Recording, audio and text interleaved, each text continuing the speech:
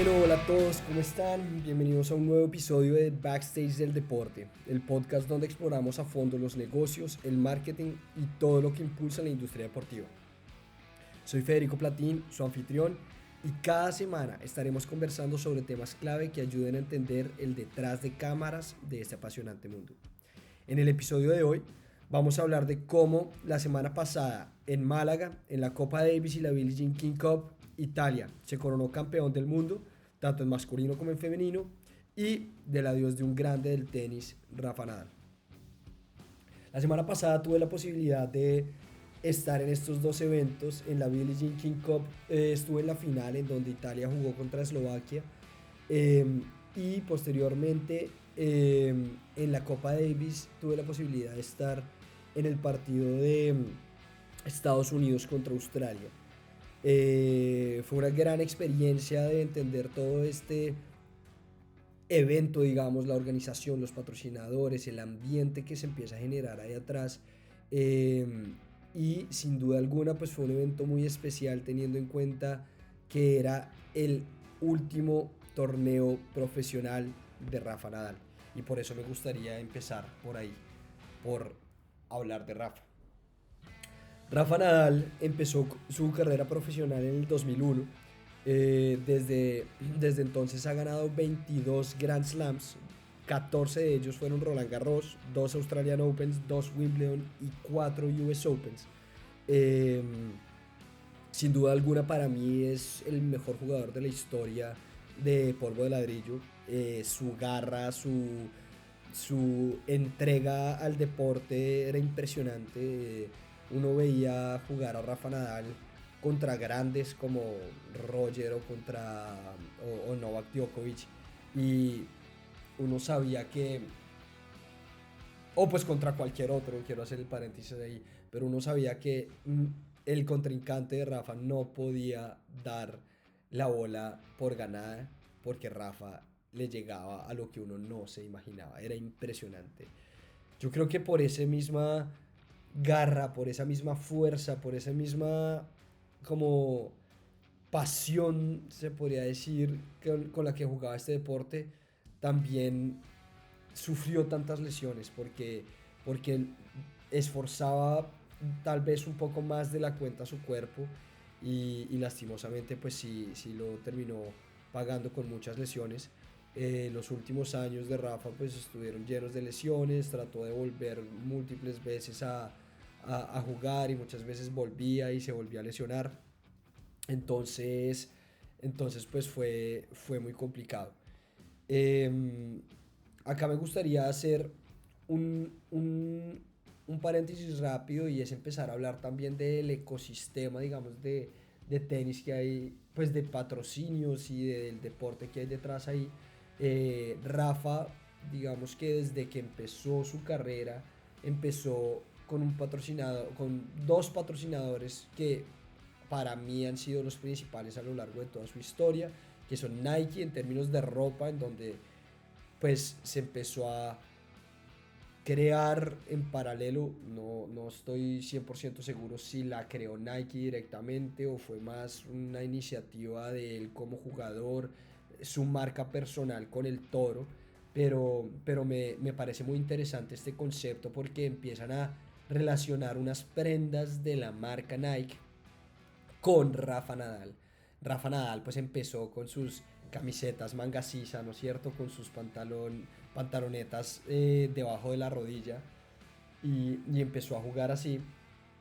Pero entonces la gente después, cuando quería comprar cosas Nike, también quería comprar cosas de la marca de Rafa Nadal, ¿no es cierto? Que tuvieran el toro, que tuvieran esa combinación entre Nike y el toro de Rafa Nadal, porque pues yo creo que indicaba como, por un lado, el gusto, digamos, por este gran jugador, pero por otro lado, de pronto, también era como tratar de replicar un poco esos valores de garra, de pasión, de esfuerzo que Rafa le metía al tema.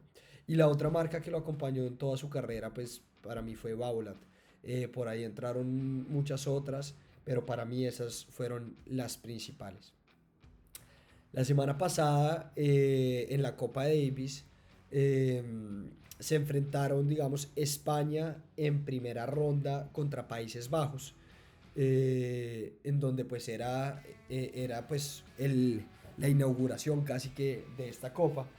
Y digamos que España lastimosamente cayó contra Países Bajos en 3 partidos. El primer partido lo jugó Rafa Nadal precisamente contra Botic van de Sandsloop, y Rafa ahí perdió 6-4, 6-4. El segundo partido fue Carlos Alcaraz contra Talon Grigspur, en donde Carlitos ganó 7-6, 6-3.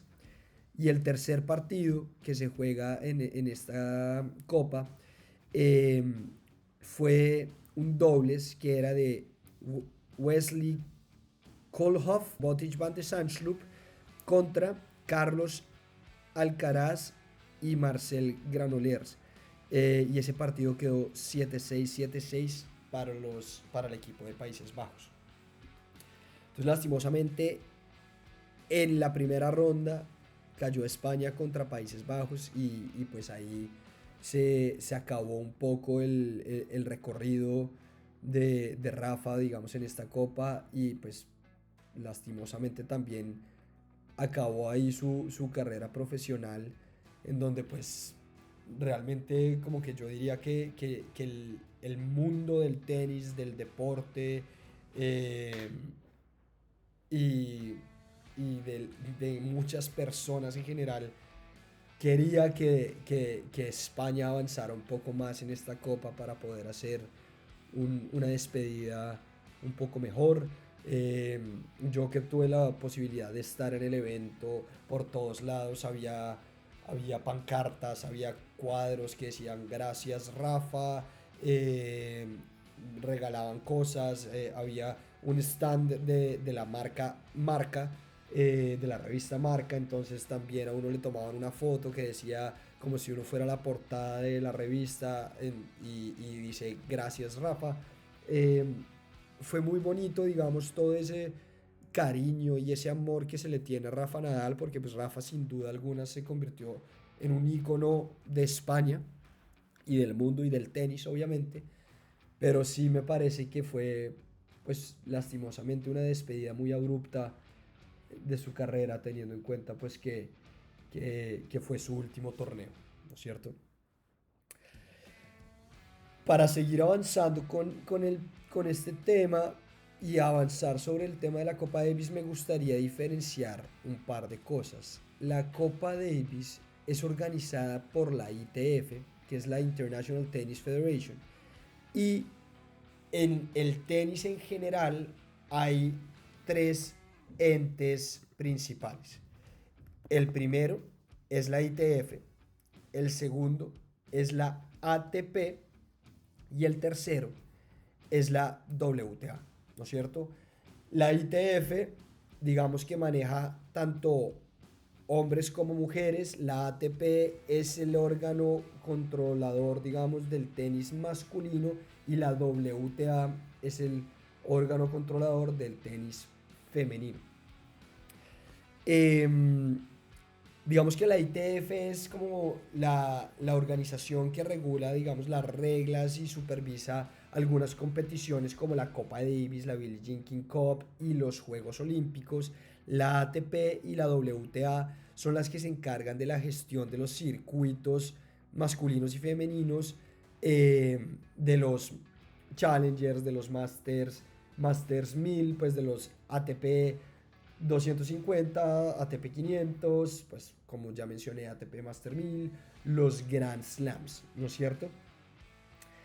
Eh, Entre estas entidades, obviamente, digamos que hay alguna colaboración, pero no necesariamente, pues es la más cercana, ¿no es cierto?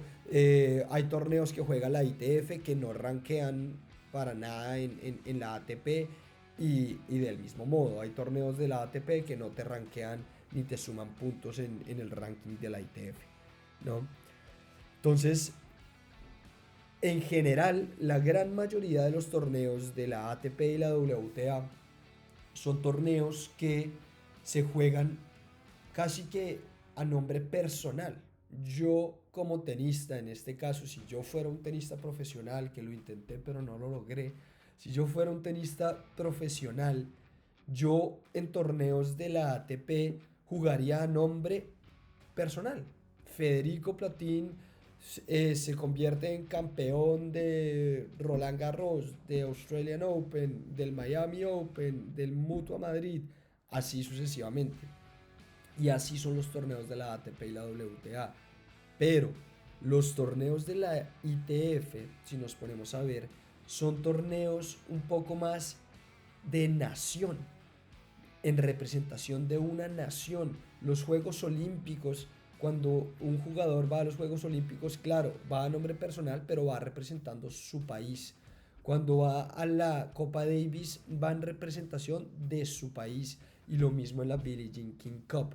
Entonces, lo interesante de la Billie Jean King Cup y la Copa Davis es que se juegan por naciones. Y por eso es que por cada ronda se puede jugar un máximo de 3 partidos.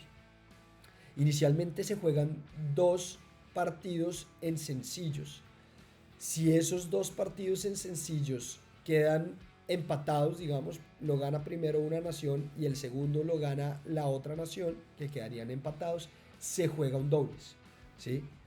Y ahí es que se queda, pues se termina de definir el, el ganador, digamos, de ese punto.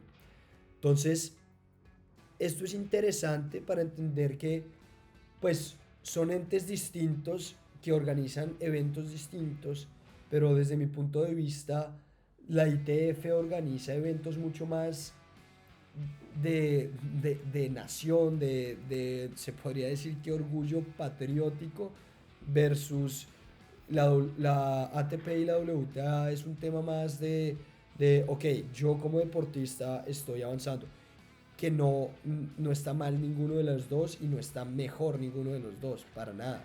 Uno como deportista, su trabajo es ser excelente en su deporte, ganar, competir y hacer el máximo. Pero el tenis, digamos, a comparación de otros deportes como el fútbol, como el básquet, como algo así, digamos que el tenis es un deporte muy individualista como lo es el golf. Acá el campeón es un jugador de tenis, un jugador de golf, versus en un deporte como el fútbol, el básquet, el béisbol, el fútbol americano, el campeón no es un jugador. Puede que hayas seleccionado un mejor jugador del partido, pero, o del torneo, ¿no? Pero el campeón no es un jugador, es un equipo, ¿sí? Voy a poner ejemplos. El Real Madrid, el Barcelona, los Lakers. Ese tipo de equipos son los que quedan campeones de una liga o de un torneo. No es un solo jugador. Con eso en mente, ya me gustaría entrar a profundizar hacia lo que pasó realmente en la Copa Davis y en la Billie Jean King Cup. Entonces, en la Copa Davis participaron 8 equipos. Participaron España, Países Bajos, Alemania, Canadá, Estados Unidos, Australia, Italia y Argentina. Eh, para mí, Italia fue arrasador. Digamos que Italia fue arrasador. Llevaba unos grandes tenistas, dentro de esos pues Yannick Sinner, que está actualmente como número 1 del ranking ATP. eh, y ellos ganaron en la final contra Países Bajos precisamente. Y ganaron Matteo Berrettini, le ganó 6-4, 6-2 a Botic van de Zandsloop. Y en el segundo partido, Yannick Sinner le ganó 7-6, 6-2 a Talon Grishpur, que pues sin duda realmente es se podría decir que, que es una goleada, porque pues simplemente en los 2 primeros partidos ya quedaron campeones. Algo similar pasó en la Billie Jean King Cup. Y acá me voy a hacer un paréntesis rápido. Y es la Copa Davis y la Billie Jean King Cup. Se podría decir que son el mundial, pero de tenis, ¿no es cierto? Y se divide en esos dos nombres porque la Copa Davis es el masculino y la Billie Jean King Cup es el femenino. Entonces, profundizando acá, en la Billie Jean King Cup, los países participantes eran 12. Era España, Canadá, Alemania, Gran Bretaña, Australia, Eslovaquia, Estados Unidos, Polonia, República Checa, Japón, Rumania e Italia. Eh, acá un tema interesante y es que en la semifinal se encontraron Italia contra Polonia, en donde pues Polonia digamos que contaba con una jugadora bastante reconocida actualmente que es Iga Swiatek, en donde en el primer partido, digamos, de ese encuentro entre Polonia e Italia, ganó Bronzetti contra Linet, que le ganó 6-4, 7-6. El segundo partido lo jugaron Swiatek contra Paolini, en donde Paolini ganó 6-3 el primer set, pero después el segundo y el tercero lo ganó Swiatek 6-4, 6-4. Entonces acá se fueron a un tercer partido de dobles, en donde jugaron Kawa Swiatek para Polonia contra Errani y Paolini de Italia. Y en este partido de dobles, las italianas ganaron 7-5, 7-5. Entonces ahí pasó Italia a la final. Eh, digamos que se podría decir que para mí puede ser una sorpresa, teniendo en cuenta pues que para mí Iga Swiatek podía ser una de las favoritas. En la final, por el otro lado, se encontró Italia contra Eslovaquia. Y acá sí se mostró de alguna manera el poderío italiano, en donde el primer partido lo jugó Bronzetti de Italia contra Hrunkakova y ganó Bronzetti 6-2, 6-4. Y el segundo partido lo jugó Paolini contra Sramkova y lo ganó 6-2, 6-1. Ahí también fue una goleada, en donde en ambos casos, tanto en la Copa Davis como en la Billie Jean King Cup, pues Italia superó sin problema alguno a su contrincante en las finales. Acá hay un tema que me gustaría profundizar y es cómo puede Italia hacer eso. Digamos que es interesante entender qué ha venido haciendo. Italia los últimos años ha venido cogiendo mucha fuerza desde distintos ámbitos. Puede que hayan venido teniendo, digamos, una escuela, digamos, de tratar de entrenar desde hace varios años. No necesariamente es algo que surge de la noche a la mañana, sino llevan varios años entrenando a un grupo de jóvenes, tanto masculino como femenino, en términos de calidad para poder llegar a estos momentos. Pero de igual manera, pues es impresionante cómo un equipo pues puede lograr dominar en este caso en la Copa Davis y en la Billie Jean King Cup eh, sin problema para quedar campeones, ¿no es cierto? Por otro lado, me gustaría profundizar un poco en todo el ecosistema de patrocinadores. El ecosistema de patrocinadores fue bastante interesante. Había patrocinadores de todo, digamos que en, en, en, en- en el momento de la Billie Jean King Cup había uno que era Elf, que era una marca cosmética. Estaba Haier, que era como de electrodomésticos. Estaba pues todo el tema de Andalucía. Bueno, muchos patrocinadores, marca, estaba la Academia de Rafa Nadal, estaba Lexus, estaba Pfizer, bueno, hubo múltiples patrocinadores y en el ambiente, digamos, del fanzone fue interesante porque pues había actividades en donde los fans se podían tomar fotos, podían hacer actividades, había una actividad que era de la velocidad del saque. Si uno lograba que su saque tuviera más de 190 kilómetros por hora, se ganaba una camiseta. estaba Mapfre, que también estaba regalando cosas. Mapfre era uno, pues es uno de los patrocinadores de la selección española de tenis. Entonces ahí estaban regalando gorras, estaban regalando sombreros, estaban regalando buffs, pues que son cuellos, estaban regalando bolitas antiestrés, distintas cosas relacionadas con el tema del deporte. Pero ahí es donde uno empieza a ver que este tipo de eventos no necesariamente está ligado únicamente a el evento del juego y ya, sino que detrás hay temas de gastronomía, había restaurantes con hamburguesas, con perros calientes, cerveza, estaba, si mal no estoy, estaba Cerveza Man y Birra Woman, que eran unos personajes con, con unos morrales, digamos, llenos de cerveza que iban sirviendo la cerveza y uno les podía comprar directamente ahí la cerveza. Eh, le daban a uno la cerveza en unos vasos especiales de la Copa Davis para que uno se llevara su recuerdo a la casa. Eh, eh, este tipo de eventos, aparte del momento de la acción del juego, detrás tienen un ecosistema de producción muy, muy relevante del cual a veces uno muchas veces pasa desapercibido, pero hay que tener muy en cuenta. Y es que todos estos patrocinadores no solo ayudan a que se haga visible el evento y se pueda ejecutar de una mejor manera, sino que también les ayuda a todos ellos a poder ser visibles frente a un gran número de espectadores.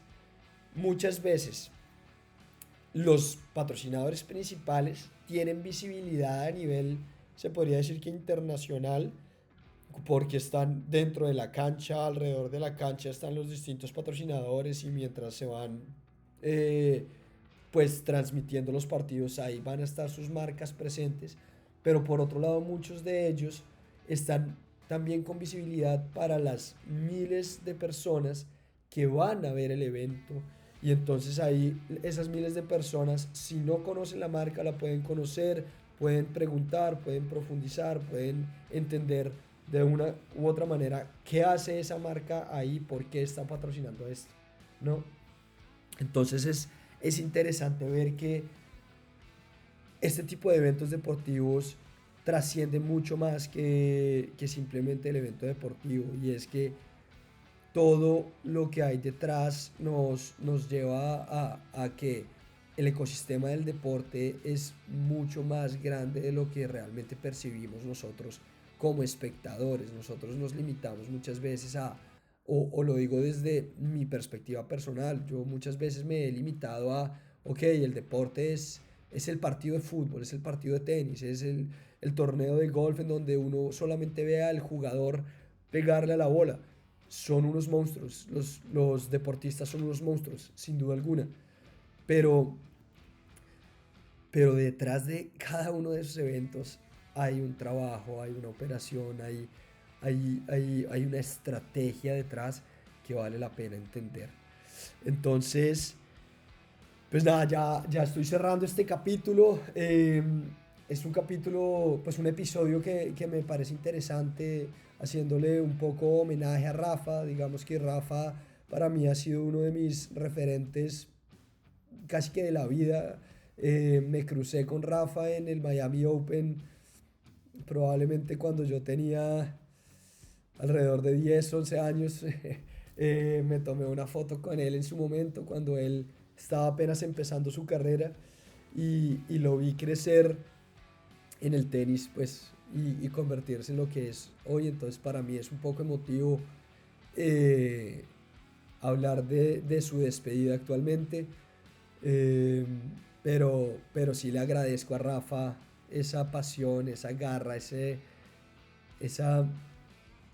eh, entereza, no sé cómo se diga, que le metió a este deporte y que yo creo que así como yo, muchas personas se llevan de él eso. Admiro a Rafa, admiro a Roger, ya se retiraron dos grandes del tenis que me los voy a llevar por siempre. Eh, Marcaste la historia, Rafa, y esto nadie te lo va a quitar. ahí siempre vas a estar y vas a estar en los libros de la historia del tenis. Por otro lado, pues también me gustaría felicitar a Italia tanto en la Copa Davis como en la Billie Jean King Cup. Qué monstruos y qué poderío el que demostraron en estos torneos. Y, y bueno, los invito a ustedes pues también a que me compartan sus comentarios, sus reflexiones alrededor de esto, qué opinan de la despedida de Rafa, la pudieron ver, no la pudieron ver, qué opinan del torneo, de la diferencia digamos que hay entre los torneos de la ITF y de la ATP y la WTA, qué comentarios tienen al respecto, de qué más les gustaría que hablara. Y entonces, pues nada, dejen sus comentarios acá en el podcast. Nos vemos en el próximo episodio de Backstage del Deporte.